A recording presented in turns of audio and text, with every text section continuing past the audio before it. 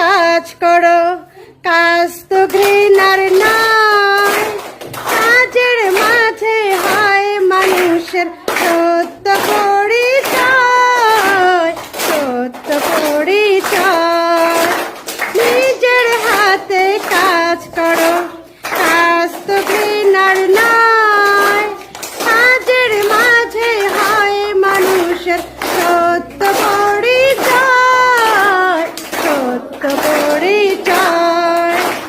কাজকে ঘৃণা করে যারা, সুনাম কবু পায় না তারা।